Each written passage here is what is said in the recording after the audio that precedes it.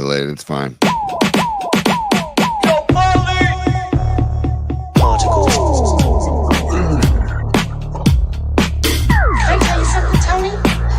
Pretend like I got a choice. Particles.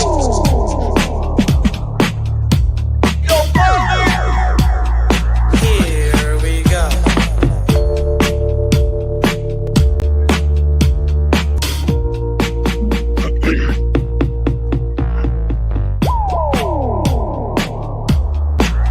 Here we go. All right, man. Wow. Well. You can never tell. This is the This is the aftermath now. Here today. Yeah. Yesterday was the party. Today is the aftermath, my friends. Good afternoon, everybody. Welcome to Polymac Particles. It's a high noon installation on a Friday afternoon, as is our tradition. Every Friday we launch at high noon. It's an old tradition between Tony, Creative Tony, myself, and Rod Brooks. We used to partake and celebrate this kind of ritual we dubbed high noon. Yep. Way back in the 90s. And by the way, I want to shout out Rod Brooks for coming. We're going to get into all of the review of yesterday's bash in just a second here. But Tony, first and foremost, and Scott Ostler will join us today from the San Francisco Chronicle, one of our longest standing friends over at the guys. Yeah. He's a legend. He's so modest, but don't forget, this is Scott Ostler, who used to cover the Showtime Magic Johnson Lakers for the LA Times in the 80s. He's been doing great work at the Chronicle for a few decades now, and we just love Scott. He's a great guy. So we're going to talk Warriors with him, some Giant baseball as well. He'll join us around 12:30. And until we get to that, Tony, I just want to check on your head today, take your temperature. I'm not going to lie. I'm going to tell you my own review first. I look at you. I already know without you saying a word. I've known you long enough. I know what those glazed eyes mean. But I will tell you this. My throat took a beating yesterday, dude. I'm kind of like losing my voice, a lot of screaming, a lot of beer drinking. Could have been a couple of puffs, some unmentionables happening at one point, right in the middle of some Arkansas fans walking down the street to go to Chase Center. It was a scene, bro. It was a total scene. But I got to say, Tony, how's your head, first of all? And then we'll get into some thank yous and talk about yesterday a little bit. But how you feeling today, bro? I'm good, man. I'm a little slow today. But as Ted said in Ted, after he fell off the green monster at the end of Ted, and Mark Wahlberg goes, the little teddy bear, he goes, "Hey, how you feeling?" And he goes, "I'm a little bunked up." Like that's how I'm feeling. I'm a little bunked up. That's how I feel today, bro. I'm a little bunked up. Yeah. I mean, it was a great time, and then there was a kind of like a pub crawl for those that stayed late. And you know, that's where a pub crawl. Bro, I gotta tell you though, some of those bars in the Dog Patch neighborhood, I'm very curious about. There's one like a great hood. God, it's yeah, such a great hood, man. It is. I like it over there, man. I like it over there. It was a lot of fun, man, and just everybody that showed up. It was just a great day. Yeah. And the Giants pulling off the win, just incredible. It was just so check it out, dude. More than one person came up to me and said, "That's the particles. Those are the particles right there." You know, so it's so funny. Like for that ninth inning, and I got to tell you, the game was not going that well up until the ninth inning. Logan Webb had kind of a shaky start. The Giants were striking out every time he turned around. Boom, there's another whiff. There's another K, and then all of a sudden, like. It really was particles personified in that ninth inning. All of a sudden, the whole place at Longbridge just kind of stopped, started watching the game. Next thing you know, we got guys on base. Here comes Patrick Bailey. Here comes Wilmer Flores with the bomb to win the game. And it was like somebody asked me, like right in that moment, he goes, "Paul, I'm not kidding. I forget who this was, but somebody said, Paulie, what is the definition of particles?" And then like about a minute later, Flores hits that game-winning home run, and I go, I can't define it any more than what you just experienced. That's particles. Yes. Like the whole room, the energy was focused. It was so positive, and then bam, the Giants win on opening day. It was, dude, I remember Patrick Bailey's at bat when it was runners on first and third, and there was 2 outs, dude. And Patrick Bailey, he has a great at bat, 3-0 count. Then he fouls one off, and then just a nice, easy swing back up the middle, base hit. It was such a beautiful swing. Like, you know, I would want to show that to my kids that I coach. I just want to show them, like, see, guys, you don't need to swing hard, just nice and easy. Nice and easy. Yeah. And just try to make contact. And I always talk about the 3-1 count too, man. That's like just the, you know, that's like the God's gift of baseball counts. And back at the middle, and then Wilmer, you know, just Wilmer, a healthy Wilmer, dude. I'll take a healthy Wilmer all damn day. So I got to tell you the truth, Tony. We haven't talked about this a lot because it hadn't been baseball season, but now that it is, you want me to make a little confession on a high noon broadcast? Wilmer Flores, he might be my favorite Giant. I'm serious. Nice. I love that dude. I've been a Wilmer guy for a long time. He just doesn't give a damn. He goes up there with that. Saying, maybe it was, I forget, he was saying like he needs to move on from the Friends theme. And I'm like, you know, I don't know. I kind of like that he still has the Friends theme, But I wouldn't mind if he did move on from it too. But it is a cute thing that he still does the Friends theme. I know Darren Chan, our buddy who's in the booth, he tries to play it during the post game rap whenever they talk about Wilmer. So Yeah. I'm a huge Wilmer fan too. As they say on the streets, Tony, that's y'all's business. Okay, that's y'all's business. I'm not going to interfere with Wilmer and his walk-up song. If that's what works for him, you let him go ahead and do that. Totally. Tony, now again, I got the damaged vocal cords today. We punished ourselves with pleasure yesterday, and I just want to say thank you to Longbridge Pizza. Let's shout them out, Tony. If you want to throw the logo up there, thank you, Longbridge Pizza. Thank you, Neil Denardi, the owner of the shop. I mean, he accommodated all of us and the entire PMP army. And he did it beautifully. He laid out so much food yesterday for everybody. And Tony, this is the kind of guy Neil is, a South San Francisco vibe. Oh, and I was taught how to say it properly yesterday for the first time. Now I know I don't pronounce the TH. I got a lesson. I got lessons in pronunciation, and I love it. They were saying, don't say South San Francisco. It's one word, and don't pronounce the TH. South San Francisco. That's how I was told to say it. South San Francisco. Or just South City. Just South City. Even better. You know what I mean? Yeah. South City Bruisers or something like that for our band name, because we need a good name. But anyway, all of y'all down in South City, thank you. And Neil just laid out all this food, and he basically threw out several pizzas, tons of sandwiches, and it was really a buffet style. And you know what? He didn't charge anybody. I just want everybody to know that Neil did not charge for the food yesterday. So Neil, thank you so much. I look forward to the eggplant parm sandwich that he just walked out and just put it right in front of me. He goes, dude, I need you to try it immediately. I go, oh my God. It was the bomb. It was so freaking good. And it had that sauce, and the eggplant wasn't too thick, but it wasn't too thin. It was right about that time you were reaching for your eggplant parm. I was making a beeline for the freaking chicken parm in the back, bro. And it was cut up in the wedges. I might have grabbed 2 wedges off of that bad boy. Give me 2 of those. Yes. And by the way, the pizzas kept coming out, man. Andre kept bringing pizza after pizza, and Karen kept bringing pizza after pizza. I was like, dude, this is incredible, man. What a scene. And then the chili from Adam at Deli Board. Shout out Deli Board. Dude, Adam, secret weapon of yesterday. He got Adam running around with his chili, dude. It was out of control. Yeah. I love the community, like the brotherhood or the familial vibe that Neil and Andrew and these guys and Adam, they all have with like the other businesses in the dog patch and in San Francisco. It's such a cool thing. Yeah. Tom Peralta, where it's already got. Oh, there it is. Adam was the X factor. No question. Yes. Listen, for everybody that came out, I just want to thank you myself personally. Honestly, thank you guys so freaking much for showing up yesterday. Because, when I woke up yesterday, Tony, I had a moment. I'm just going to reveal this to everybody. I'm serious. Like, I woke up and I was like, shit, what if nobody comes? Like, what if nobody shows up? That would be pretty embarrassing. But you know what? It was the opposite, bro. The place was packed, and I cannot thank you guys enough. And the main thing was, it's like Tony said, we just wanted to create a vibe where we could all hang out. And Neil was so courteous and gracious with his restaurant that he said, everybody come on down. Well, that's the thing too, Paulie. Like you asked about, like we talked about, should we do a show? And we're like, the purpose of this first hangout was to hang out. If we did a show, we wouldn't be able to hang out. It was better to just have a watch party. That way we can mingle and mix and kind of float around the room, which I did, dude. I'm pretty sure I met just about everybody yesterday. Corinne brought a pre-made Manhattan, dude, in Tupperware from probably 1972. It was incredible. Corinne's amazing. You guys are all freaking amazing. And there she is. There's Corinne right there. Good afternoon, Corinne. How are you? Hey, Liam, Sanchi, Dom, Ryan, Fong, Patty from Napa. Hang on, buddy. Hang on. NorCal Refrigeration and HVAC jumping in. Sorry I missed, boys.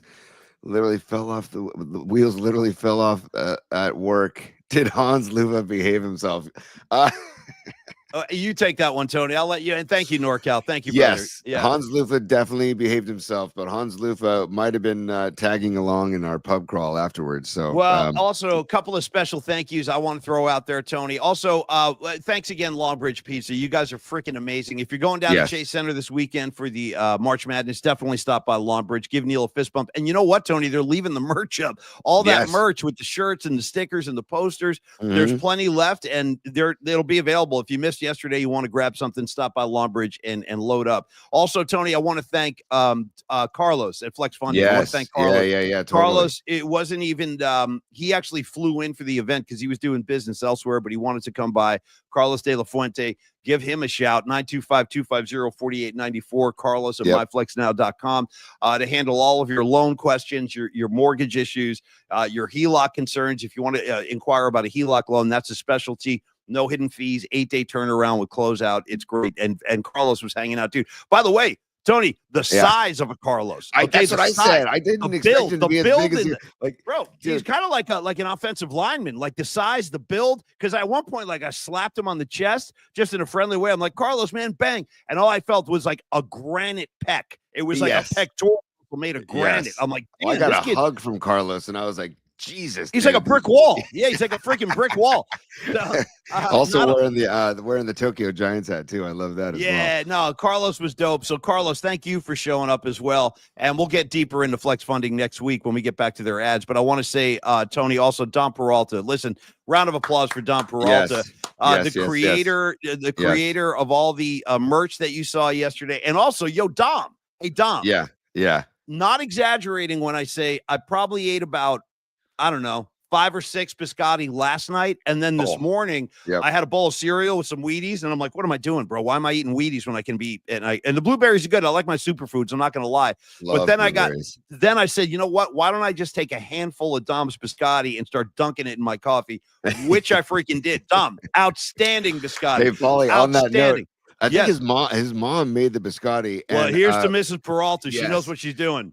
It reminds me of my aunt, my mom, and my aunts and my grandmother making biscotti back in the day. But dude, my bag didn't make it home. I ate the entire bag on the ride home. Like I didn't even make it home. No, we needed it too to soak up some of that booze. Now, Mark Graves. I want to show Los sent this in, Paulie, and I just want to we're talking about Los D and Flex Funding. I want to share this. This is Los. He just sent this today. Look at that. It's Los with the PMP Army shirt on, man. Isn't that great? Yeah. I like how our names are on the sides. Tony, Paulie. Los looking good. Los looking damn good today, brother. Los looking good, my man. Thank you for sending that in, dude. And thank you for coming. But Don Peralta, dude, the day you had such a big part in that day yesterday, dude. Thanks for all you do and all you've been doing. Los is a gangster. He looks awesome. Also, I actually wrote some names down. And I saw one more super, Tony, if you can retrieve that from Mark Graves. I want to comment on that right on, quick. Mark. Happy opening day yesterday, bud. That was Mark, on, Mark. Thank you, dude. Okay. Hats off to Rags for hosting Zoom. Nice, dude. I actually wanted to comment on this. So for the people that couldn't get there, we had a crew on Zoom just kind of watching the party. And Mark, thank you, brother, for checking in today. And Rags, dude, Rags was like the featured host on the Zoom that was watching the party. But also, dude, my God, did you see my guy Steve yesterday? Steven, the guy with the long hair and the posters, the Stones poster. I wanted to hang with that guy. I'm like, Steven, your vibe is freaking amazing. Just the face on him was like it was fueling my engine yesterday. How about John Joseph jumping behind the counter of the merch booth and said, "You know what? I got it. I got it. I'm going to run the merch booth." Dude, he dropped anchor too. He dropped anchor over there. Yes, and thank you, John Joseph. Thank you, bro, for all your work yesterday. Also want to shout out Bonnie. We were talking to Bonnie on the stream yesterday. Bonnie was out there for a long time. So everybody that checked in via stream, thank you. Look at Sanchi, by the way. Sanchi checking in. Sanchi, great time in the pub crawl, buddy. That was a lot of fun. And just how about a Brooksy showing up? Now I get why the ladies dig Rod. I know well, that's the thing. Once Rod Brooks shows up, he makes all the other guys look bad. But the lady, I told you, LL Cool Brooks, dude. Ladies love Rod Brooks. And Sanchi, thank you for checking in today as a super. And no, Rod, how about other Murph and Mac alumni? What do you want? A pecan hit? Boom, you got it. Dude, that was great. Here comes pecan, dude. Patty from Napa. All of the stars, the Hall of Famers in the PMP community were there. Also, Noemi. First of all, Noemi, I want to say sorry for mispronouncing your name for like 3 months. Sorry about that. But she's such a sweetheart. She didn't hold it against us. And the hot sauce, dude, the green apple freaking hot sauce. What are you kidding me, Noemi? Paulie, by the way, I had some this morning. She's right. It's got a little tart to it, man, which is fantastic. Well, that's the green apple. That's the green apple. And by the way, Noemi, nice job. I wouldn't be a proper San Franciscan if I didn't shout out Green Apple Books on Clement. If we're talking Green Apple, got to give him some love, as always. Now, Tony, moving on down the line, I wanted to also thank, Stinking Badges, dude. I put in some time with Stinking Badges yesterday. And I think his real name is Greg, right? Is that the guy's real name? Greg? Yeah. Patty and Leah Phillips, always great to see. Leah, Christian Amru, but you know what's funny? My buddy Christian Amru is in the house right now, and he's like typing. He's sitting downstairs while I'm doing the show. Christian Amru coming in with a Brooks rules. I can't disagree. He does. And how about Rags inventing the Tony's top 3 like gang sign? I don't even know how he did that. I don't even know if I can recreate it. Go ahead. It's the T. You do the T, and then you do the three. Wait, hold on a second. The No, T it's and then not the easy. three. Oh, yeah, yeah. All The right. T and then the three. Dude, Tony's top phenomenal. three. Well, Rags Yeah. was Rags. You're a Hall of Famer too. I hope to see you at the next one in person. Because once Rags walks through that door, it's going to be a madhouse, bro. The whole Yes. dynamic Yeah. will change once Yeah. Rags walks. He is like the Tasmanian devil in a good way at parties, and we'll get him AP, out here. I want to thank everybody who drove like long distances to get there yesterday. John Joseph and the whole Roseville crew. Noemi, I think from Martinez. I think she came from Noemi, Martinez. yeah, dude. How, And how about Tim Anderson, former San Francisco 49er, driving up from like San Carlos or Redwood City to make it? And Tim Anderson was what a great treat to have Tim hanging out with us. I know a lot of our listeners talk to him. Also, Vicky from Metallica. Vicky from Metallica.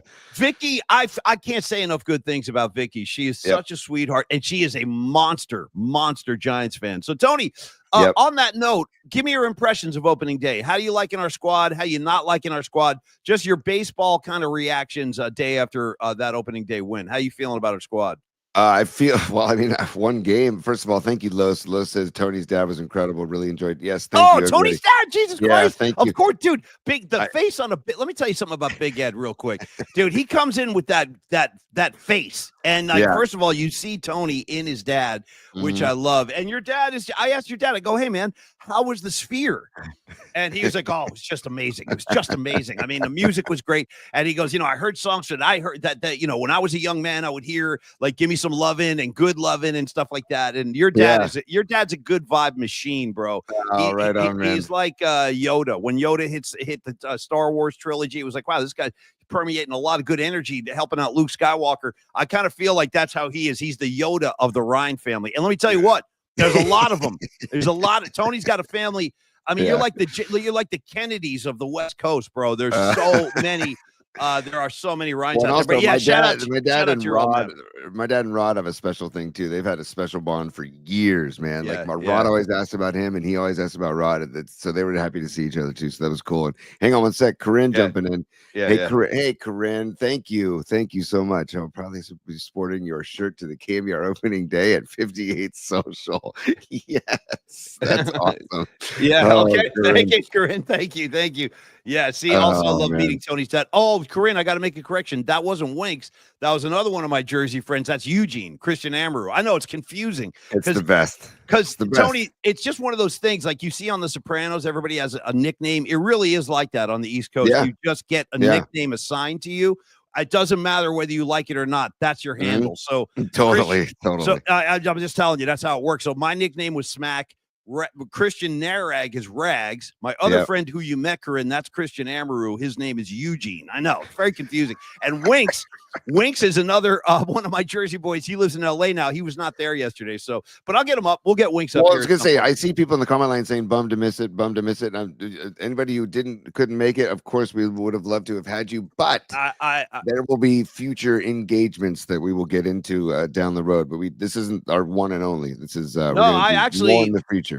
Yeah, Tony, I actually put the bug in Neil's ear yesterday. I'm like, Neil, because I think we all agreed that we had a great time yesterday. And it was just a lot of fun. It was a lot of fun for a lot of people. And I appreciate the sacrifice because I know that it was a work day and people had to sacrifice like their lunch hour or even taking the day off. So but this goes back to my thing. Opening day should be a freaking holiday, dude. It should be in Cincinnati. The city of Cincinnati shuts down for opening day. Did you know that? Did you know that? Why can't just America do that for opening day? They say it's America's game. They say it's America's pastime. They say it's the oldest game in America. Why don't we give everybody a chance to go enjoy baseball on opening day? Listen, Tony, is it too much to ask? Is that too no, much it's to not. ask? You got no resistance from Paulie Mack. I'm all in on that. I'll sign the petition. Noemi coming in as a super. Here she comes. Oh, Noemi, nice. My husband is now. By the way, your husband is cool as hell. He's a great dude. I enjoyed talking to him. He said, "Yeah, your PMP button. That's awesome. I had a PMP button on my shirt yesterday too." So again, thank you, Noemi. It was a pleasure to talk to you. Shout out to your Robert De Niro tattoo, by the way. She's got a De Niro tat like on her arm, like right in here. Oh, I didn't see that. Yeah, it's like on the she had to roll her sleeve up and show me like the inside of her bicep. And it's not just any De Niro. It's De Niro with the slick back hair from Godfather 2. One of my favorite roles of all time. The young Vito Corleone, the young Vito.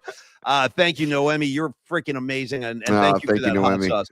That's really All right, nice of you. Yeah. Tony, So let's back to do the a game. Back to the yeah. game, Paulie. The Giants struck out 17 times, dude.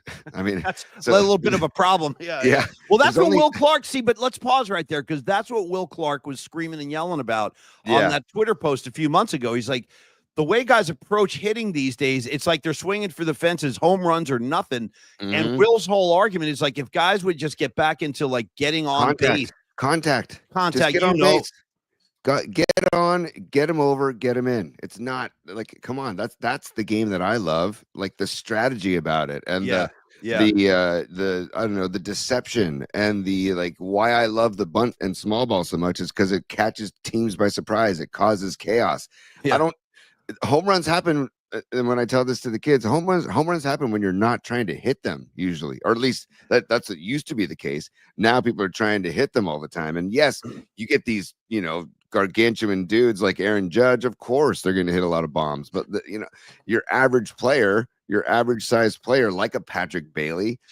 That's why I loved his 3-1 swing last night in the 9th inning for just contact. He was just like, I got to put this ball in play and get that freaking run in. So I just loved that at bat from Bailey, but 17 strikeouts out of 27 outs, dude. Like that's got to change, dude. I mean, but Logan Webb, shout out to Logan Webb. I mean, he did a great job, three runs. And I don't think he was pleased with his performance. I don't think he was thrilled with his outing yesterday, Logan Webb. He's hard. He's a tough customer. I like that. He's rarely pleased. Like he wants shutouts, right? Which that's what you want from your pitcher mentality. But man, I'll take it. I just said to my dad as he was leaving, I said, all I want is them to tie it up. If they lose the game, fine. But I would love to see him just tie it up and just battle for a full 9, right? All I want them for tie it up, and all I want is a Pepsi, Mom, and I'm not on drugs. Tony, and I want to. She wouldn't give it to me. Yeah, just Mom, Pepsi. I'm not on drugs. I'm just thinking, here's Patty from Napa. By the way, I was just quoting suicidal tendencies. Oh, a couple of other shout outs. I wanted to shout out my friend Jamar. I haven't seen Jamar in a long time. Jamar came down yesterday. He's up in Vallejo. He made the trip. Thank you for coming, Jamar. It was great to hang with you. Great to see you. A great mug on Jamar. Patty, I had a great rap with Jamar, and I said, by the way, dude, you're like a 10 out of 10 for Lamont Wade Jr. He walked in. I'm like, dude, you look. Okay. I was like, I see whoa, it. Dude. Yeah, we flew in Lamont Wade. I mean, he missed the game to hang with us. Yeah. I said, Lamont's a handsome man, so I meant it as a compliment, and I hope he took it as a compliment. But I had a great rap with Jamal. Patty from Napa, so great to see you yesterday. Patty, thank you. And Patty's just going to do Patty things. I mean, when I walked in the door yesterday, Patty was already there. You know what I mean? We got there like 2 hours early, and Patty was already there setting shit up and everything. So thank you, Patty. And shout out to Mikey, too, for loaning Patty to us for the day. Mikey is the man, and Dom is the boss, Patty. You are 100% correct. And I hope you enjoyed yourself yesterday. We all did. We enjoyed hanging with Patty. Now, Tony, can I be negative Nelly for a second? Not about Patty, but about the Giants. I don't like Ryan Walker giving up a run in the bottom of the 9th. I didn't like that because your clothes are coming in. I'm sure he was nervous. I'm sure his opening day jitters. I'm sure all of that played a role. Yep. But I'd like the closer to close, not to I don't know. I mean, yes, he had a 3-run cushion, but let's just get 3 outs and go home. Let's not make it interesting. No. But put the ball in play a little more often, not 17 strikeouts, and let's not have our closer give up any runs in the 9th. So I know it's asking for a lot, but day off today, which sucks. Whatever. Okay.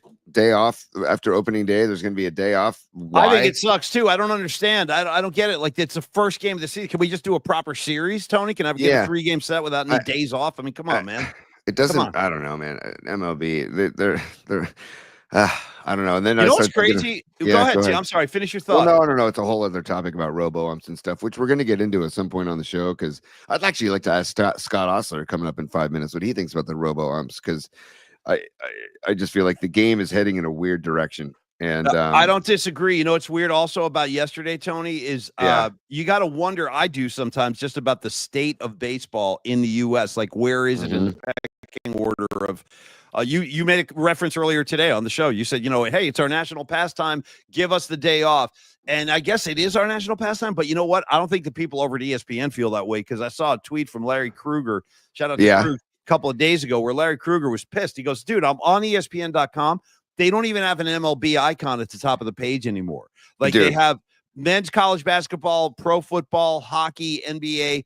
They got the NHL up there, and they don't even have the MLB icon. You have to like click at some other drop down menu to get to baseball, which I take as a bad sign. Such a bummer. If ESPN feels like there's not enough traffic on their homepage to put an MLB icon up on the top, it makes me kind of wonder about the state of the game. Now, you mentioned That Scott should have Ostler. been part of our. That should have been. Sorry, Paulie, go ahead. But that No, should you're have been good.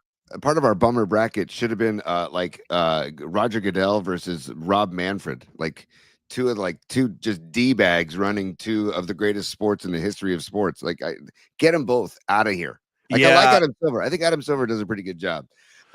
Goodell and Manfred, bye. Just peace. I want to say this, Tony. I don't disagree, by the way. They're not. Both those commissioners can take a hike. Oh, by the way, Goodell, what did you make this year? 48 mil? 52? Is that after his $20 million bonus to himself or after? I'm just trying to, I don't remember. Tony, I know we only got a minute or two left before Scott joins us. So let's do just a quick set list look at the second half of the show today and what we have in front of us, because it's Friday and I want to get some of our rituals in before we send everybody off into the weekend. So, Tony, if I could get a Tekashi from my head. You're asking for Tekashi on a Friday. Okay. It's a hangover Friday. I need him. Yeah. Oh, stand by, Paul. Stand by. Here we go. Need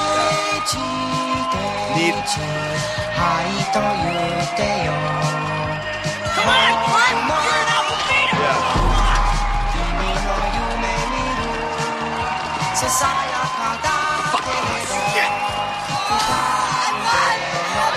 It's helping me. This is helping. Good. Sasaya Takashi. Okay, Doug Tony. checked in again on Blue Sky. Just, Doug in Japan checked in again on Blue Sky. Thanks, Doug. Good. I love you, brother. I hope to cross paths someday. I'd love to get over to Japan someday, study that samurai culture. I love that. All right, Tony, what are we doing today? Help me out. What are we doing? As we said, the great Scott Ostler is joining us in about 3 or 4 minutes. But then after Scott, we're going to talk Paulie's particle picks of the week. I've got a Paulie's Punks for this week, by the way. Nice. Nice. Yeah. Right there. Or, excellent, man. Yeah. Hold on. I've got props here today. There's the other sticker. Right there. Misfits font. Yes, Dom. Thank you, Great brother. job, Dom. And then our musical assignment of the week, and then we can bid everybody a wonderful weekend and wrap up the show after that. Okay, so we're going punks. We're going music assignment and particle pick. It's a trifecta. Yes. Okay. Yeah. Well, in that case, why don't we do this? Let's pause the bummer brackets until next Monday. We'll get back into those because we got a lot of ground to cover there. And then also, Tony, I want to, even though Rags immortalized his top three, Tony's, I don't even know if I can do it, but that top three hand gang sign he invented, we'll punt that to Monday as well. For when, that's fine. We'll resume those Monday. And by the way, Scott Ostler is in the green room. He is enjoying he's enjoying all the refreshments that we laid out for him. So if you're ready to go, Paulie, I'll bring Mr. Scott Ostler onto the show if you're ready. I'm definitely ready. I would love to see and talk to Scott. It's been a while. So, let's bring in Scott Ostler. He's one of our favorite columnists with the San Francisco Chronicle. We've been reading him for a long, long time, and he just puts in so much great work. And so for the first time on Polymax Particles, let's welcome our great friend from the Chronicle, Scott Ostler. Good afternoon, sir. How are you? I'm good, fellas. How are you guys doing? And just a small complaint, but back in the green room, I told you no green M&Ms. Yes. I see Scott knows. Scott knows exactly. I don't want to have Scott have to trash our green room out of frustration. We'll remove the green M&Ms next time, Scott. That is a promise. So great to see you, buddy. I've been reading you all the while. We're launching our new show here, and we thought it was time we talked to you about some of the sporting matters in town right now. And I think the first thing I want to hit with you today, Scott, is the Golden State Warriors, where they are at this point. And, Draymond Green, I like this, Scott. I want to get your take on this. I like that Draymond Green has been openly talking about championships. And he started that during the All-Star break. He said, we can win a title this year. And he keeps putting that message out into the air.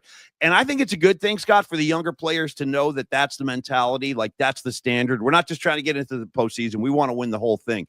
My question to you is that a realistic stance for Draymond and the Warriors to take right now in your mind?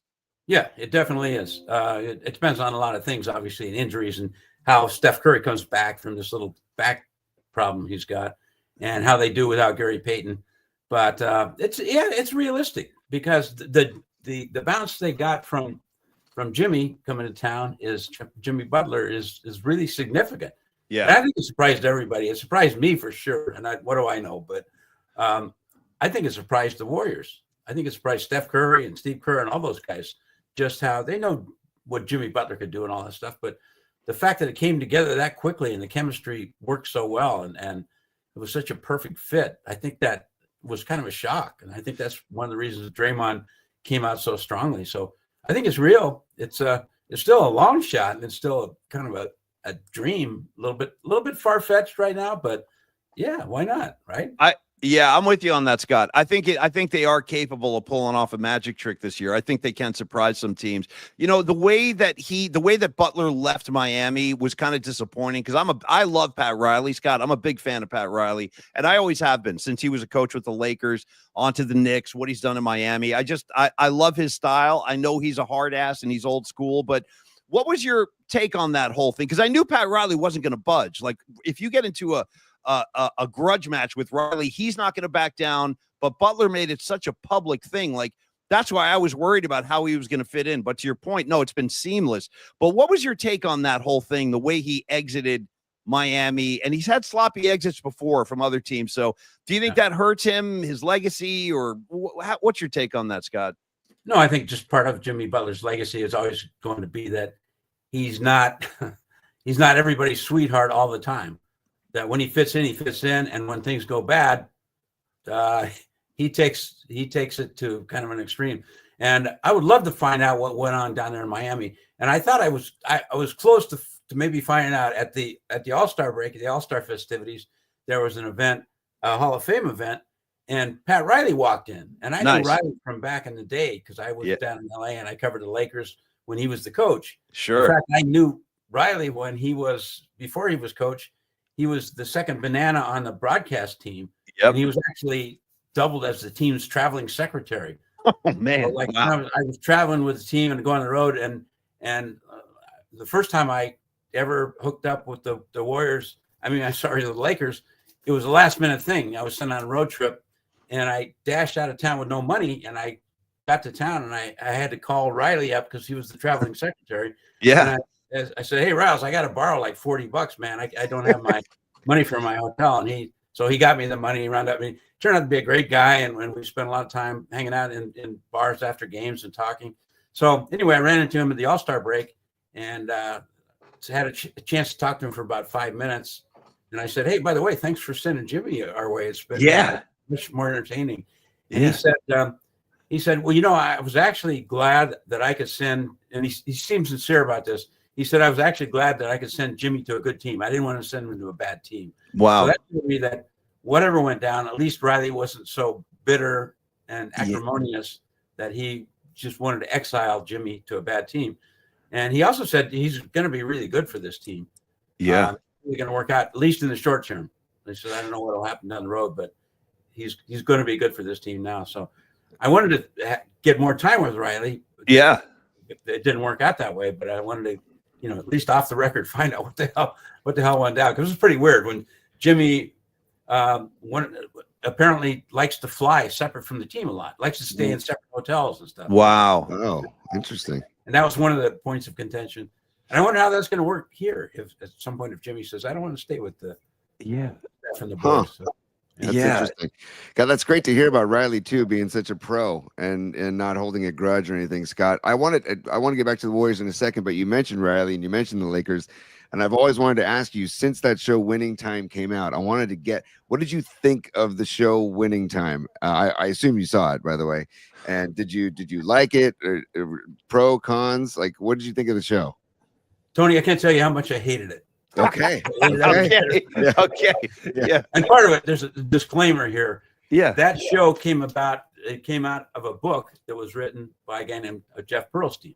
Right. He writes some very good books, does good reporting. Well, like 35 years ago, I wrote a similar book, or co-wrote with another guy, a similar book on the Lakers, about the Magic Johnson era Lakers. And it was called Winning Times.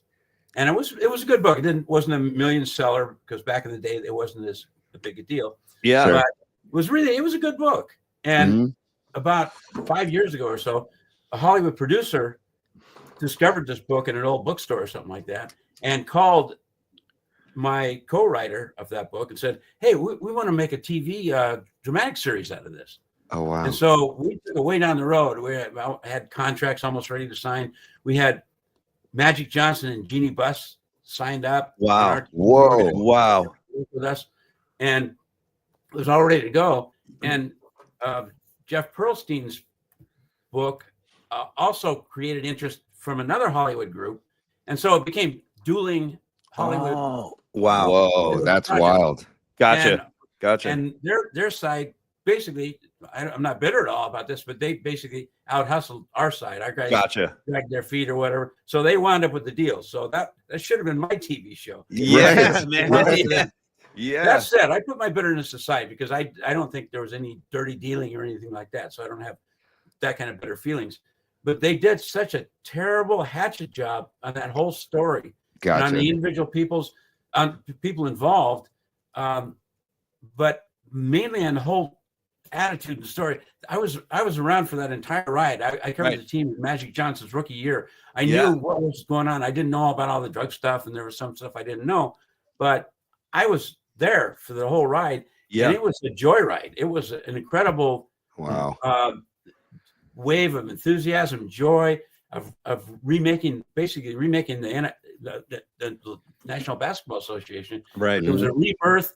It was a whole different thing. And the joy at the Forum in Inglewood on a nightly basis, it was crazy. The energy. Yeah. And what they did on the show is they turned it into some kind of dark soap opera with all these weird. True.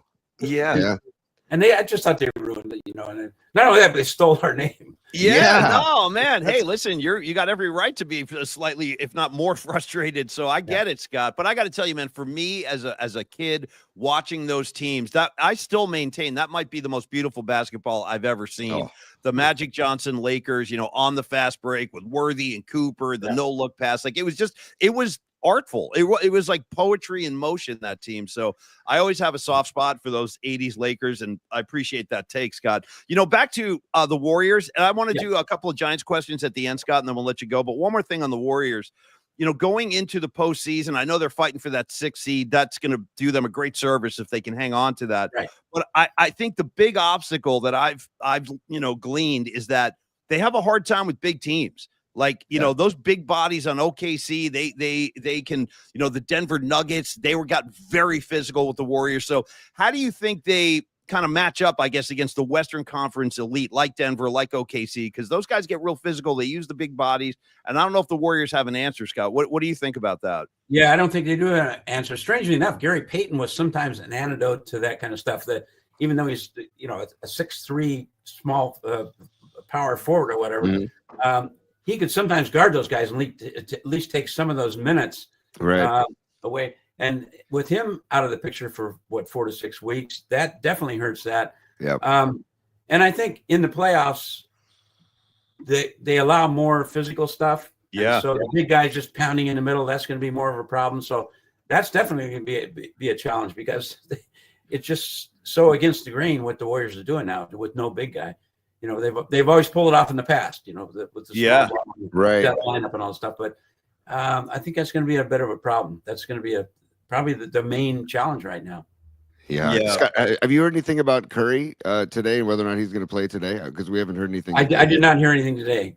Yeah, same. It seemed that I got the feeling that he probably would try to come back. For one thing, Steve Kerr said that this is the biggest game of the season. They're playing a crappy team. Yep. They have to beat. They have to win this game with 10 games left to go and stuff. They can't afford not to. And so I'm thinking they don't want to be too crazy. Steph is still really ailing. If he can barely walk, he's not going to go. But my sense is that he's going to go. He's got to go against these guys. Yeah, I would think so. You got to beat Orleans to be in the picture. But that's the spot they're in. Scott, when you think about it, it's not a bad spot considering where they were 2 months ago, right? Oh my God, question. No, it's like night and day. No, it's like night and day. Yeah. I mean, once Jimmy Butler hit the scene, I mean, you can see the evidence is in their 1-loss record, but the games are fun to watch again. Like Warrior basketball has become fun again. The crowd is energized again at Chase Center. So yeah, it's been night and day from the first half. And Scott, real quick, last basketball question: who do you like in the East? Like, who do you think is the big dog? I know Boston, but who do you like? Because Cleveland's pretty good too. Yeah, I know Cleveland just never loses, right?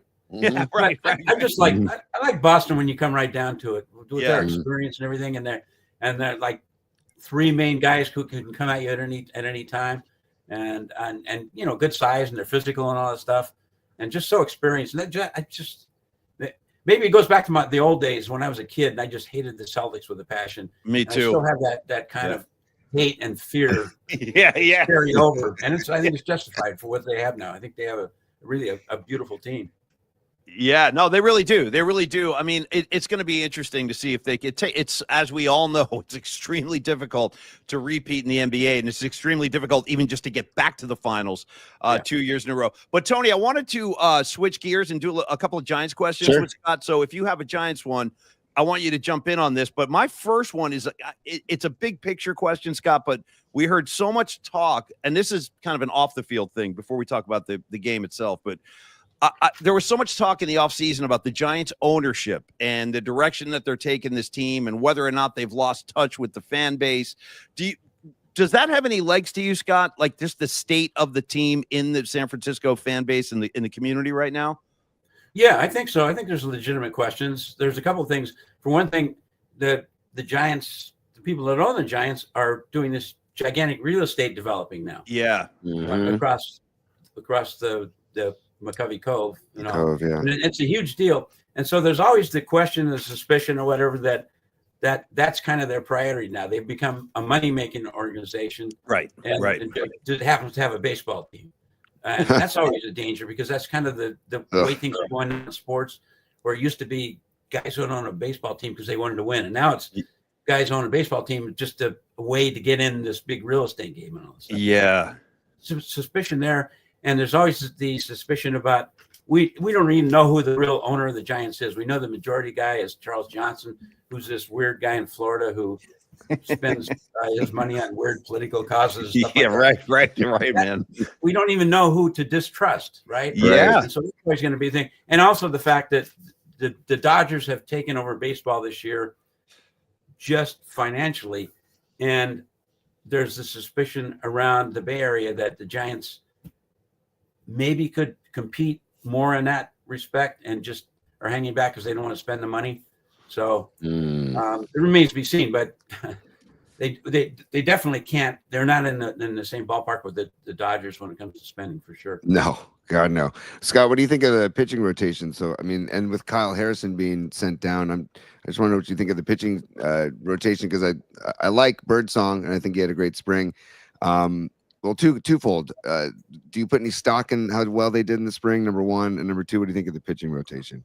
Well, I put a lot of stock in it, and I think Bruce Jenkins has written this, that maybe the one advantage that the Giants might possibly have over the Dodgers is the starting pitching. Also, the bullpen is very good, but the fact that they got Harrison tucked away in the minors, ready to come back up, and I wrote a thing for our little baseball. We had a roundtable, and they said, "What do you think? What are you going to look for early in the season as an indicator of how the team might do?" And I said, I'm going to look at the starting rotation the first 2 times through the rotation. Sure.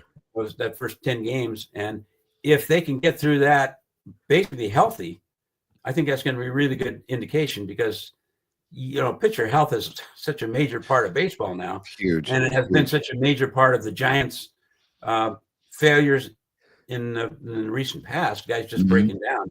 Yeah. And if they can just keep the guys healthy, and the indications are pretty good in that respect. Like Robbie Ray had the Tommy John 2 years ago, so he's had a full year recovered. He would seem to be in a perfect position to be healthy and strong this year.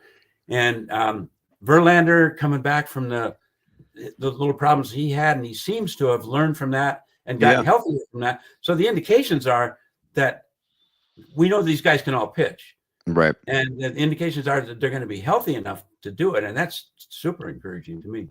Do you think, I'm sorry, Tony, go ahead. Tony. Well, my big question mark, Scott, is Jordan Hicks, because I don't think he had a very good spring. And then I just don't know what to think about him, whether or not he should be in the pen or a starter. So I guess, like you said, maybe give him a few starts to see how he goes, but he feels like the question mark to me in the staff. Yeah. And certainly he's one of those guys that has everything. Obviously he can throw hard and all that stuff, but there's that little X factor, that intangible or whatever, and that hasn't quite clicked in yet. And if that clicks in, then that'd be sweet. That'd be great. I think my last question is going to be another kind of big picture question, but how would you kind of grade Buster Posey's efforts so far, Scott? Because I think just me talking to Giant fans, what I hear a lot is I expected more, or I was hoping we'd be in the conversation for the big fish out there, like your Juan Soto's and guys like that of that kind of level and that stature. And I don't know, did he underwhelm, or do you think, Scott, this is about what you expected with Buster Posey in this new role? I wouldn't see he underwhelmed because he got Willie Adames, which was big. Yeah.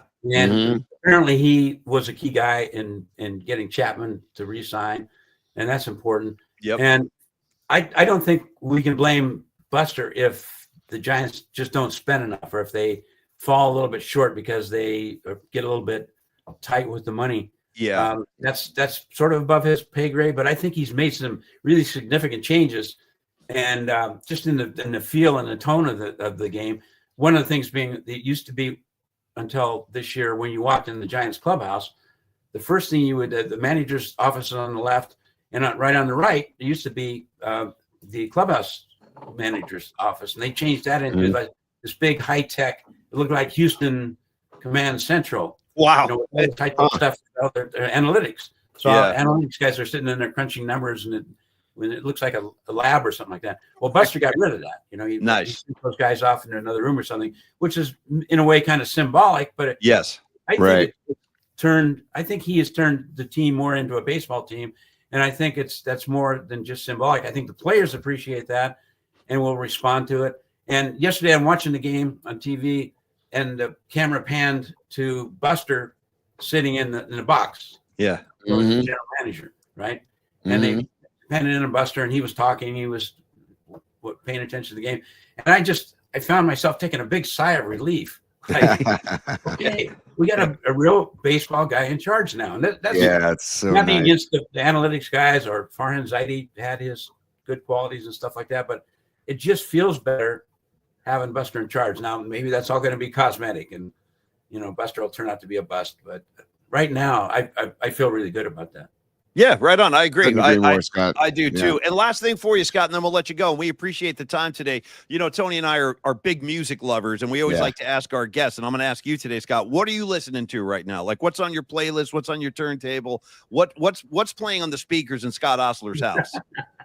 Well, I get so locked into work, I don't always play. But one thing when I'm in the car, a lot of times with my wife, she's gotten into starting playing this. John Mayer's got a station on Sirius, right? Oh yeah. Where he picks this thing, and it's real eclectic and it's very interesting. You got old stuff, new stuff. He's all over the board, and I like that because you sample so many different things. But when I'm sitting here and I put music on in the background, I'll just put in like jazz because I don't need words complicating stuff. So I'll put in old school. I'll say play John Coltrane or nice. Like that. So I'll go with that. But I love the blues. I love old school blues. I love Stevie Ray Vaughan, even going back to like Sonny Terry and Brownie McGee and guys like that. So I like that kind of stuff. I like Southern rock. Well, let me throw a book recommendation that you got on the way out. So I'm reading the autobiography right now of Peter Wolf, who was the lead vocalist of the Jay Giles Band, but his youth in Boston is extremely interesting. So you like the old blues guys. I didn't know this at all, but Peter Wolf befriended Johnny Lee Hooker and Muddy Waters when he was a young man in Boston.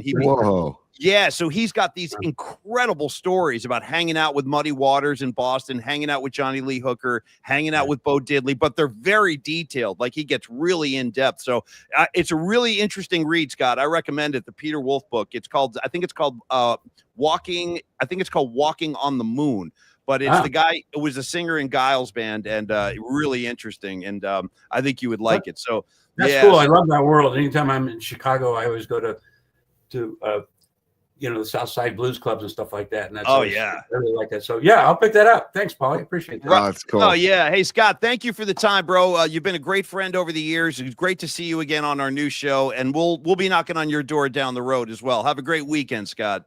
Anytime. Thanks, Tony and Paulie. It's great, Paulie, to see you back where you belong in the public, talking about sports and talking about music and stuff. So, and thanks, and please I'll come on again, but you got those green M&Ms, man. Yeah. We got you, man.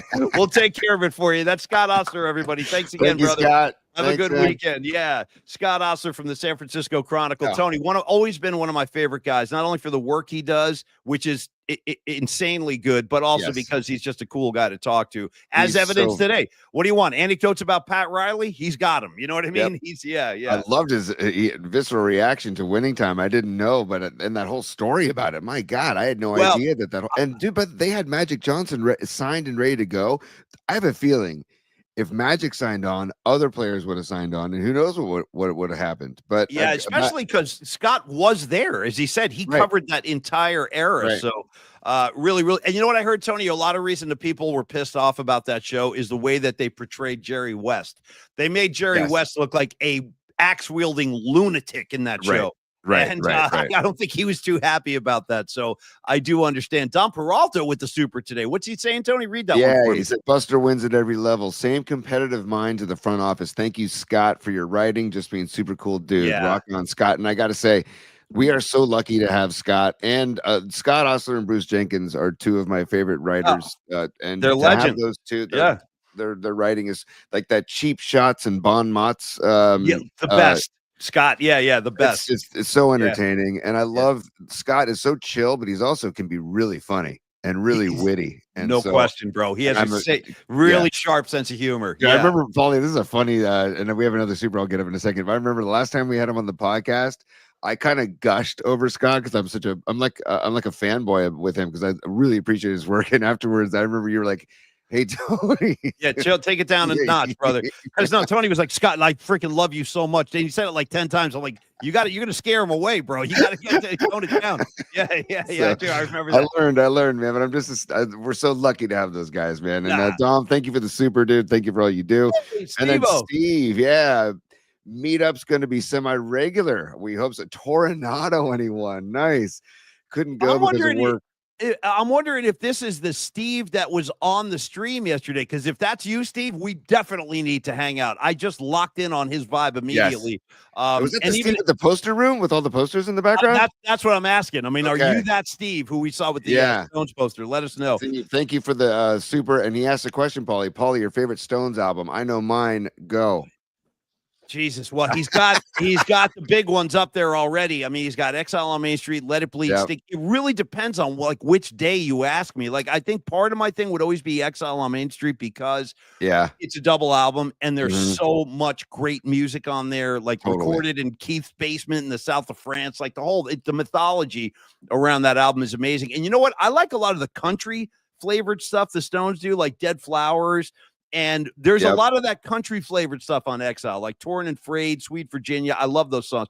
Totally. So, Steve, since you're asking, but then again, I love the darkness of freaking Let It Bleed, dude. The midnight. You know what? I'm saying Let It Bleed. I'm going to say Let It Bleed, but that's just for today. That's just for today. You know, you got Midnight Rambler. You got Monkey Man. Can't always get. What do you want? Give Me Shelter. Boom. That's on there too. So, Steve, I'll go Let It Bleed. How about you, T? Exile for me, number one, and then Sticky Fingers, number two for me. Those two, just I could listen to those on repeat. And by the way, the last time I think, they played Midnight Rambler last time I saw the Stones, and I love how they stretch it out and it gets weird, and it's just I love when they play that song live, man. So thank you, Steve. Yeah, it's kind of become like the centerpiece of their live sets, like in the present day. Midnight Rambler, they crush it. Hey, Sons of Johnny Lee, I want to shout you out. We missed you yesterday, but I hope you saw the tribute we sent out. We sent out a tribute of Tony holding the shirt. And I had a picture of Rags, and then I draped it over the chair. So you were definitely represented yesterday, Sons of Johnny Lee. All right, Tony, home stretch of the show. Let's get into your. Sons of Johnny Lee had a good suggestion about a pre-Metallica hang in July. So, or is it June? Is it June or July? It's in June. Yeah, June. Two shows. Two shows. From the 22nd. Is that right? No, I think it's 24 and 26. I'll have to check, but the shows are definitely in June. And by the way, I'm sorry, Paulie, real quick. They were talking about. Earlier in the chat, they were talking about how Rod Brooks was at the party yesterday and he was wearing his Sex Pistols shirt. And then Sons of Johnny Lee let everybody know that the Sex Pistols are going on tour later this year. Did you know that? I did not know that. So I don't know what Johnny Rotten's got left, bro. I don't know how that's going to work because he's a mess right now. He is. I've seen him. He's really? Yeah. Do you remember when we had Marky Ramone on the show and he told that story about they did a press conference, a punk rock documentary with Rollins, Mhm. Marky Ramone, and Mhm. Johnny Lydon, aka Johnny Rotten. And apparently Johnny Rotten was wasted at the Ugh. Rollins actually said something to him like, if you keep acting this way, I'm gonna bite the ear right off your head. For real. Do you remember that story, Marky Ramone? Yes, I do. I just totally forgot about it until now, dude. He said something, or it was something like, if you keep behaving this way, because he shook his hand and then he wouldn't let go. And he's like, if you keep doing this, I'm going to remove the ear from your head and eat it for dinner or something like that. Oh, so good. And I would take Henry on his word at that kind of threat. So, oh my God, I would not mess with Henry. I would not mess with Henry ever. Hey, So, Tony, now we got to go punks. We got to go music assignment and particle pick. I'll let you steer the ship, but our final 3 acts, let's get into it. Yeah. I also want to just say that I really hope Curry is back because, like Scott said, they need to win this game, man. And Curry is the vibe. He like, you want to talk about a vibe tribe guy. Curry is like the leader of the vibe tribe for the Dubs. And I think Butler misses Curry. So let's hope he comes back tonight. But yeah, Paulie, we can do particle picks. Okay. Or you want to do Paulie's punks first? No, do punks first because we haven't done punks in a while. And I want to bring that back and make that a regular thing. So Paulie's punks.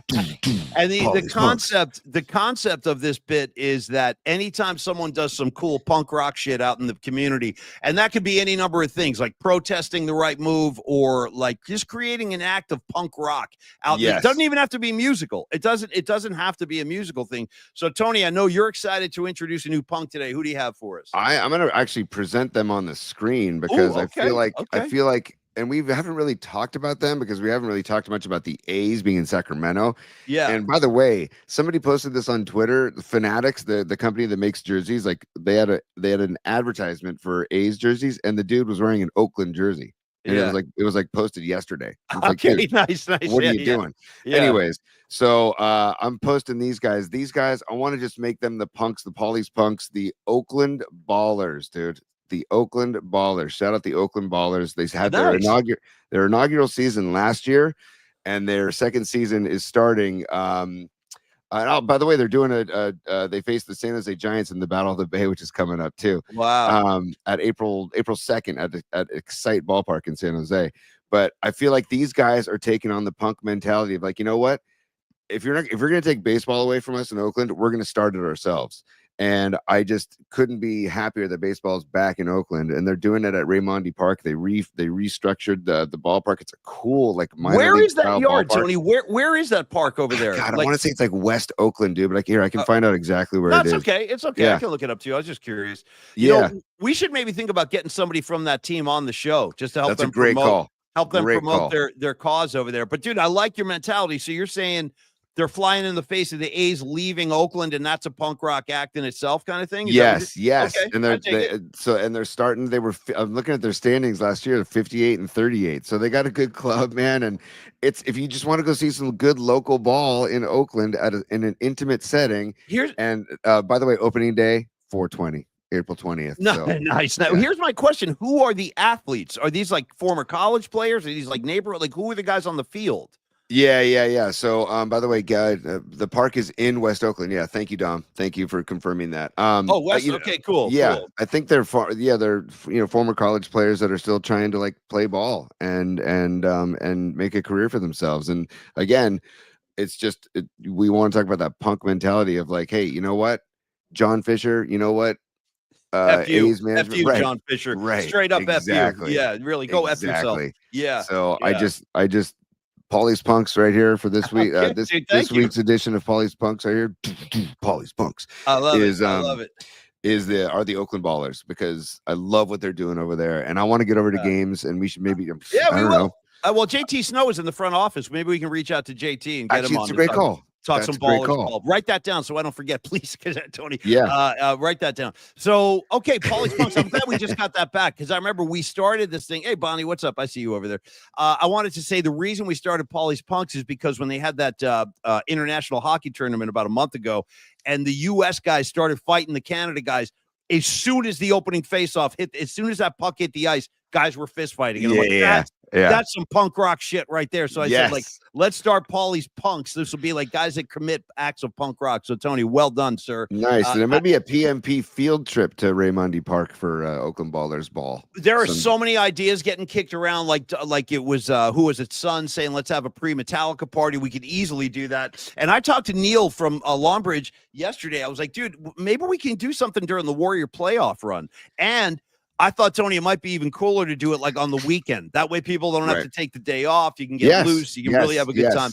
And Agreed. for those asking the question, because I've seen it, wow, Billy Joe Armstrong is the owner of the Ballers. Yeah, exactly. Call his ass up. I know you guys are kind of acquaintances, Tony and Billy Joe. By the way, my boy Nick DiFrancesco, shout out to my guy DiFrancesco. Oh, dude, I couldn't get enough. Just the face of a DiFrancesco. Like every time I scanned the room, I'm like, there he is. And by the way, yeah, Gun High School's Nick DiFrancesco, but Nick was part of the pub crawl after the show. Oh, that's so party. Cool. Nice. But all of a sudden, he was gone, and people are like, he knows. Irish goodbye, baby. And then I think Neil pulled an Irish goodbye too, which is the older I get, I'm a bigger fan of. It's the best. It's the only way to go. And by the way, Lily Merchant is a super. Let's get her up there. Lily, so nice to meet you. She was lovely. Her friends are great. It was Lily. Thank you for coming yesterday. It was really nice to meet you and hang out with you. Yeah, we might. We'll make a move. We'll try to get JT on the show. I think that's absolutely, a great idea. Especially if he wants to talk Oakland Ballers ball. I mean, totally. Right? Come on. Lily, thank you for the super, and really nice to meet you yesterday. And your posse. Your posse was strong yesterday. That's what I'm saying. Man. They were a good vibe machine. They were a good particle machine over there in the corner, right up by the front. They just commandeered that front desk. That was that table had a lot of gangster particle energy going on. You had Lily Merchant and her crew. You had Vicky from Metallica with her crew. Like that whole front table was just a great energy over there. All right, Tony. Real quick, you brought up Billy Joe Armstrong. I just want to tell people something about Billy Joe Armstrong. I coached his son in Little League years ago. Yeah, and I didn't know it was Billy Joe's kid until Billy Joe came to pick him up at practice. And I'm like, whoa, dude. Anyways.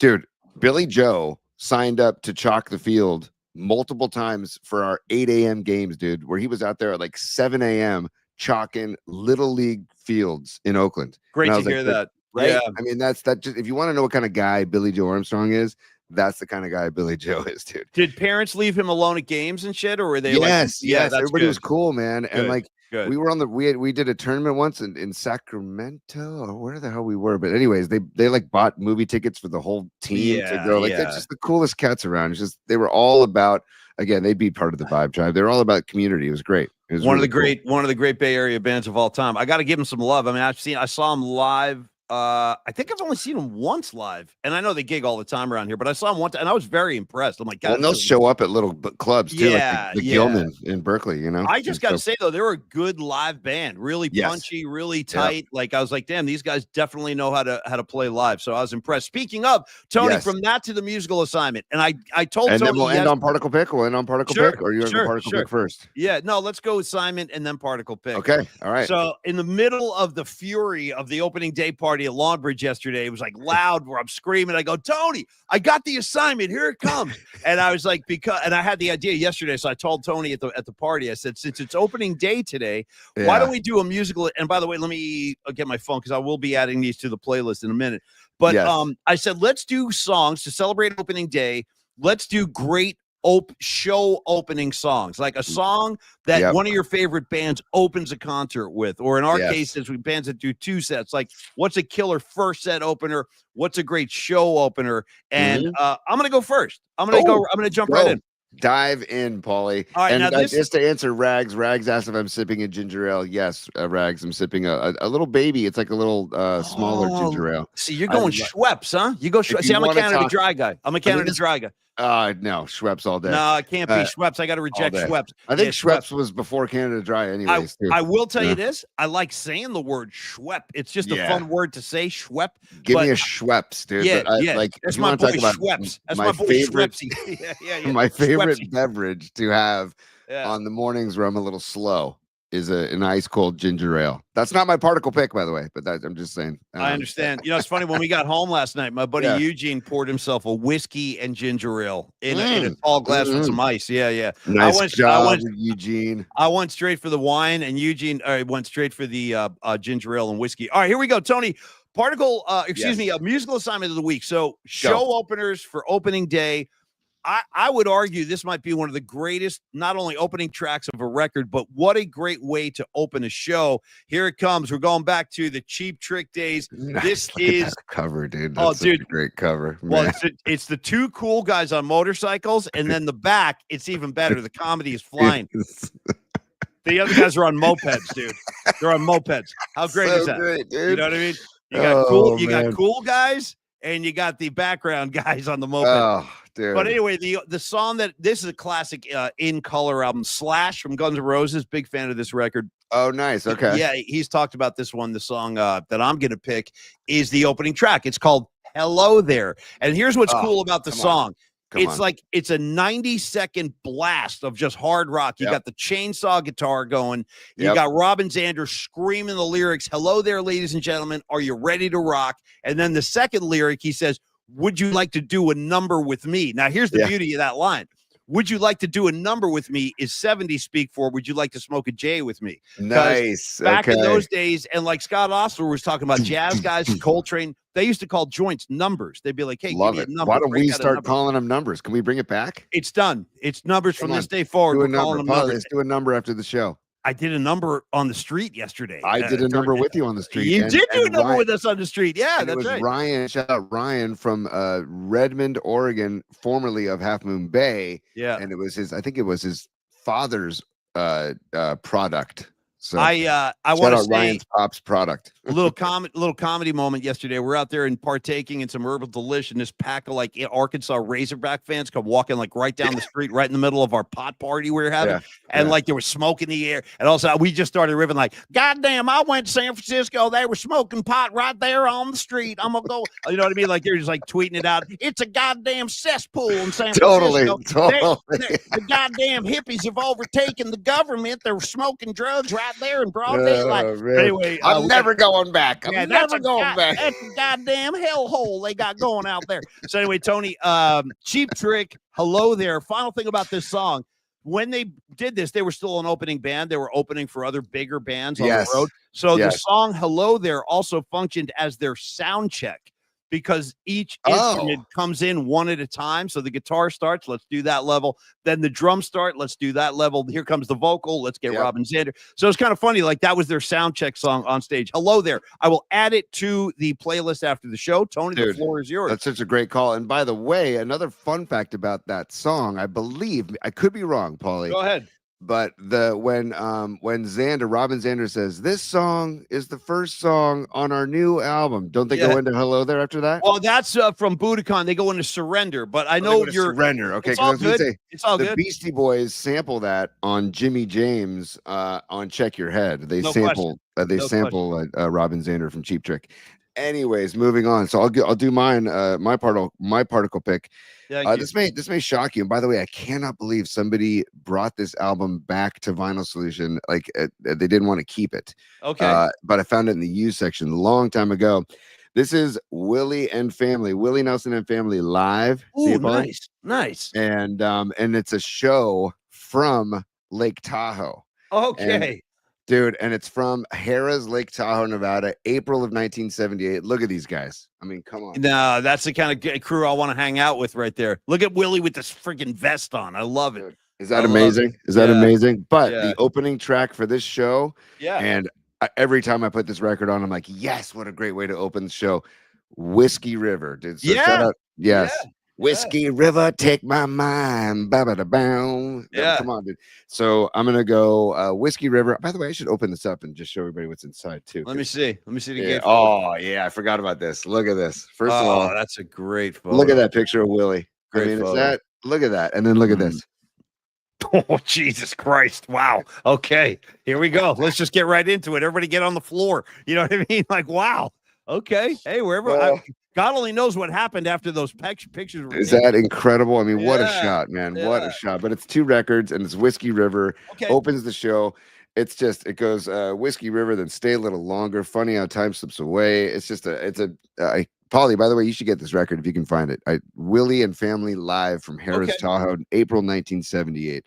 Whiskey River, great choice, Tony. Take my mind, it's a great lick.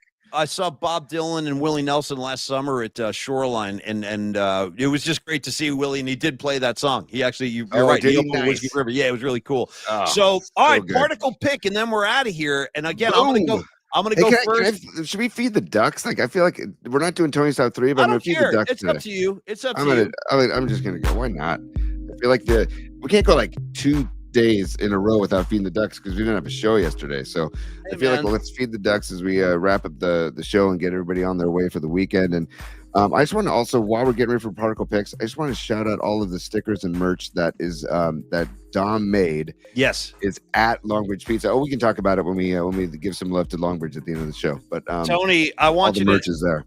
Yeah, totally. Thank you, Tony. And I have just added both songs to the playlist. So when you go to Spotify, search for PMP Playlist 25. It's waiting for you. It's getting good. This playlist is getting good, dude. Yeah. We got a couple of hours of music on there now. All right, this is kind of a funny one, but it's a true story. Particle pick of the week is a beverage that saved my life this morning. Now, because I wasn't feeling that great, I got to be honest. I had like my throat looked like I just like been eating hot coals or something from all the screaming. Like the combination for me of screaming in crowded rooms and booze is like a deadly combination because it always tears up my throat. So woke up this morning, got gravel in my throat. Of course, I start brewing a hot cup of a hot pot of coffee. But meanwhile, I go to my secret weapon. Might be the only reason I'm still alive. Might be the only reason I've survived all these years.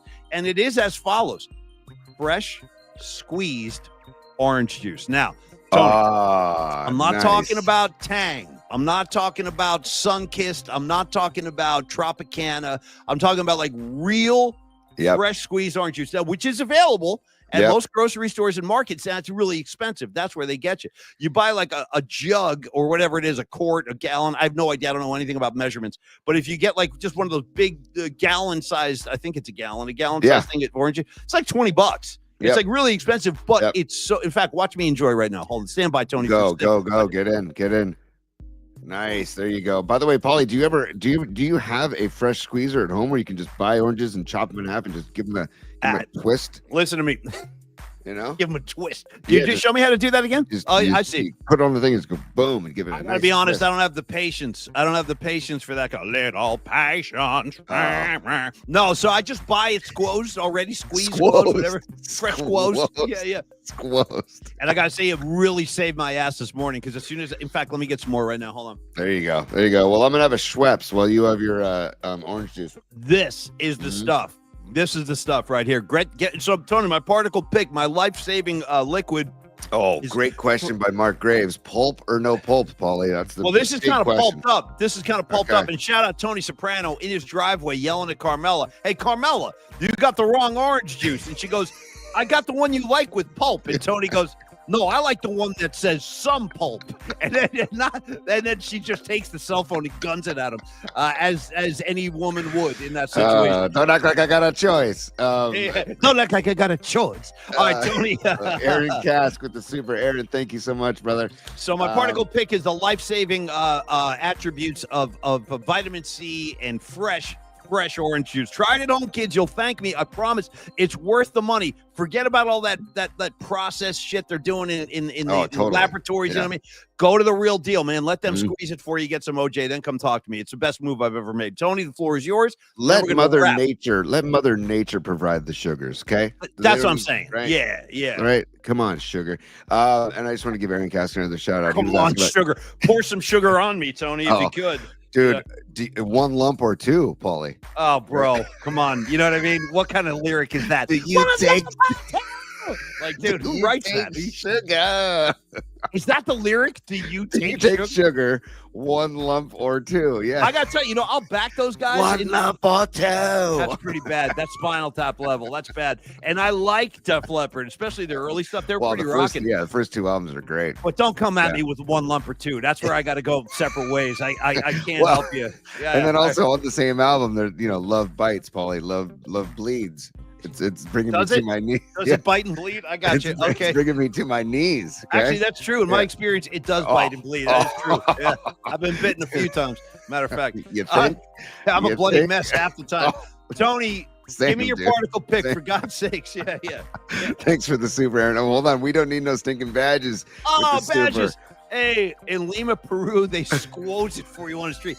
That a boy. That's what I'm talking about. Look at the hat in that photo, dude. Look at the hat he's wearing on that stinking badges, man. Stinking badges. He comes strong. He's quiet. He's a quiet assassin. Yeah. So fun to meet everybody yesterday, and it was fun. I had great conversations with many people yesterday, and I had a great conversation with Stinking Badges. Me too. He's got plans for Paulie Mac, Max Particles. He's got plans. Good plans, too. Yeah. Good plan.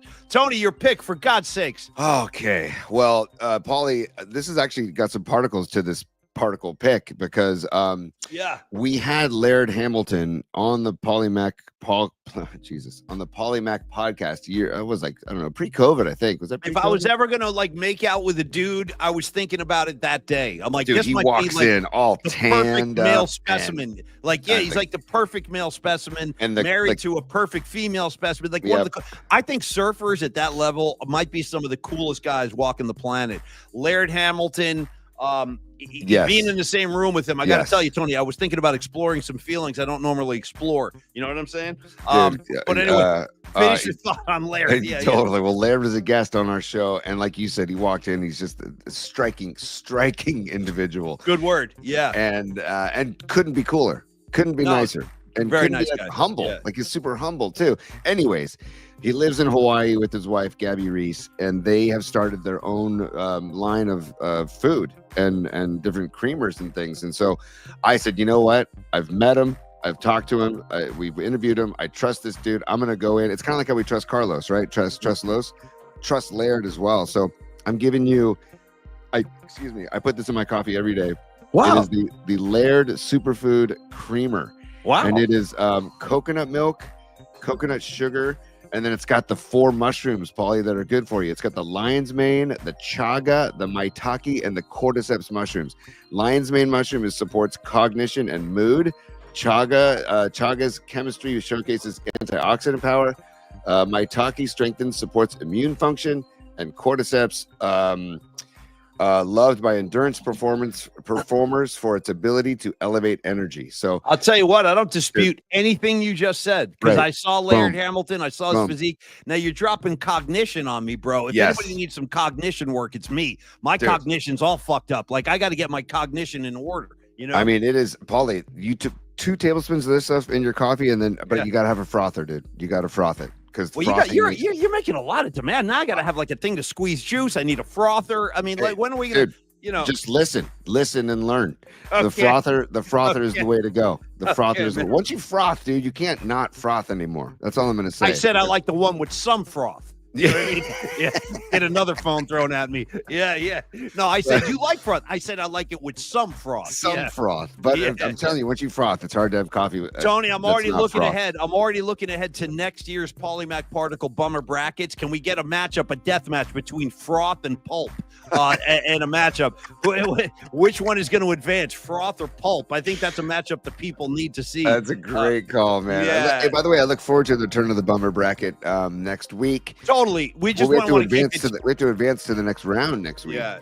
Hey. By the way, go Ole Miss today against Michigan State. Although I love Tom Izzo, I hate rooting against Tom Izzo. I love Izzo too. I have Ole Miss in my pool, and I need Ole Miss to beat Michigan State today. I got to tell you, Tony, I love relationships.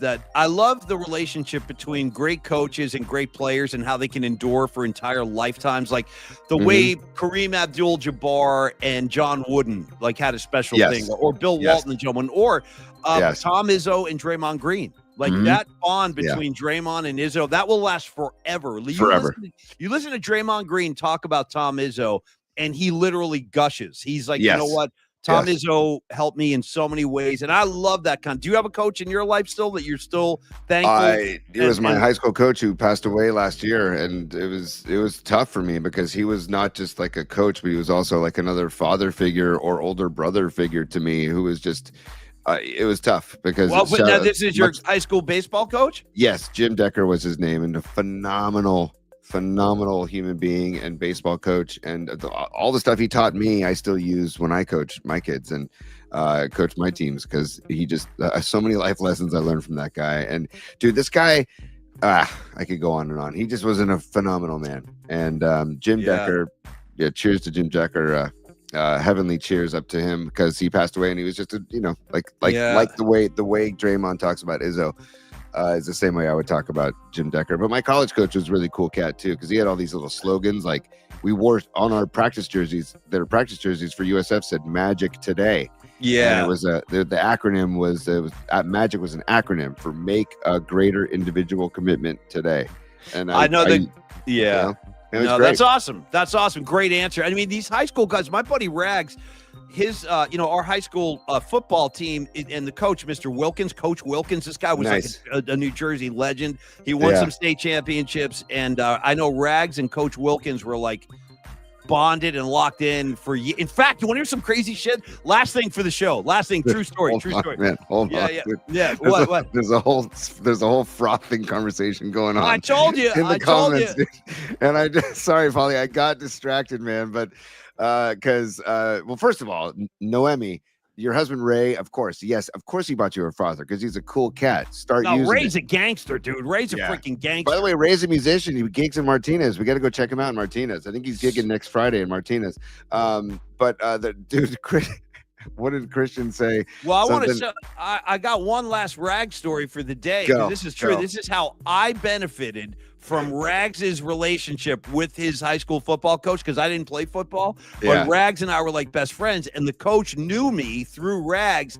I was like a long-haired rock and roll kind of troublemaker in high school, and Rags was like the captain of the friggin' football team, so it was kind of an unlikely pairing. And I think Mr. Wilkins would be like, "Hey, Rags, who's this kid with the long hair you're always hanging out with?"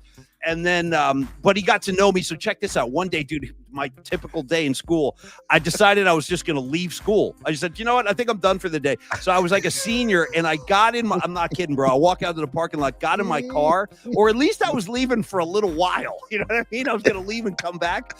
So I jumped, and I'm not telling anybody. I just figured I'd go home, eat lunch, maybe listen to some music, dude, and then come back. This is why this rules so much, because that's a punk move right there. So, dude, I freaking listen to this. So I run out to the parking lot, and I get in my car, and I'm leaving the school. I'm driving out of the parking lot, dude, and all of a sudden there he comes, Mr. Wilkins, who was not only the football coach, he was also the principal. Okay, the guy's a principal. Dude, whoa, yeah. That's a hell of a double dip right there. That's how Mr. Wilkins used to roll, dude. Winning Did football he have like games. A bunk bed at school? It may be. Right? So, dude, here I go, dude. I'm pulling out of the parking lot. There's Mr. Wilkins, bam, right there, looking right at me, dude. We lock eyes, and I just keep going. I drive away. And then when I come back to the school, now I'm sitting in class like an hour later, and here comes the loudspeaker. It's like, Paul McCaffrey, please report to the principal's office. I'm like, shit, they got me. Mr. Wilkins caught me red-handed. He saw me. So I go down there, and as soon as I get to the office, he goes, this is how he talked. He had kind of a talk voice like this. He used to talk like this. And he go, McCaffrey, do you know why you're here? And I said, yeah, I do. Sorry about that. I told some bullshit. I had to run home and grab something. I said, look, I had to go get my homework. I left my science at home. Normally I wouldn't have done that. But the cool thing was he let me go. He goes, I'm going to look the other way on this one, because I know you and Rags are close, but don't do it again. And then I got in trouble like basically once a week, and he never really scolded me. He always let me go. Cool. But that's cool. That's because of his relationship with my boy Rags, though. So anyway, coaches affecting kids in many, many ways back in the day. All right, Creative Tony, dismiss the class. Thanks again to everybody from Longbridge Pizza, Carlos at Flex Funding. You guys were amazing. And Neil Tenardi for hosting us yesterday. Thanks again so much. We'll do a proper Longbridge ad on Monday. But I think for today, we're just going to close the books. Thank everybody for showing up yesterday. Thank you, Longbridge. Please do stop by this weekend if you're going to March Madness. Grab a pie at Longbridge. You'll see. I'm not kidding around. It's great food. And all that merch is there. All that PMP merch is still there. So if you want to grab some shirts, posters, stickers, what have you, go ahead, stop by Longbridge, load up on your stuff. As John Bender said in Breakfast Club, you load up, you party. Like when he's asking Anthony Michael Hall, what do you guys do in the math club? He goes, we get together, we talk about math equations, and we solve problems. And then Bender goes, you load up, you party. So anyway, Tony, go load up and party. Thanks again for everybody for coming out yesterday. Totally. And dismiss the class T. Class dismissed. Eddie Van Halen for freaking life. All right, Tony, on the way out. Thank you, sir. Tony, thank you for all your great efforts. Thanks to the PMP Army. It was such a pleasure to hang with you guys. We're definitely doing it again. And I'll have details and announcements as soon as something's in place. But my hope is to do something during the Warriors playoff run, which I hope is a deep one. Tony, I'd say go Giants, but there's no game today, which sucks. You know what I mean? So you got to wait till tomorrow. Warriors tonight, though, at New Orleans. Scott Ostler said it's a game they have to win. I agree. There's only 10 games left. Off tomorrow. Then you got Warriors Spurs on Sunday. Yeah. Tony, that's all I can give. I can't give anything else today, so I'm going to let you go. Going to let the audience go. Your final thoughts, Steve. I just woke up with so much gratitude for everybody coming yesterday, and for Longbridge Pizza, and for Los coming flying in for the gig, and for Rag sending his signed glossy with the new T3 sign. Right, I forget. I can't do it either. I know I can't do it either. Yeah. But Rags, I'll have to get Rags to do a demonstration next time he comes on with us. And just everybody, it was so great to meet everybody and hang out, and I look forward to the next one for damn sure. It's gonna be fun, man. And we got March Madness this afternoon. We've got no Giants ball, but Curry, and hopefully Curry's back. You were Fingers feeling crossed. gratitude. I want to close the show with a Beastie Boys quote. It's called gratitude, and that's right. All right, dude, Steve. totally. Hey, much love to you, Creative Tony. Much love to all of y'all in the comments line. Have a great weekend. Enjoy yourselves. Be safe out there. And Rags, you hold it down on the East Coast. We'll see you guys again on Monday right here on Polymac Particles, 11 a.m. Monday morning. See you then, y'all. Peace.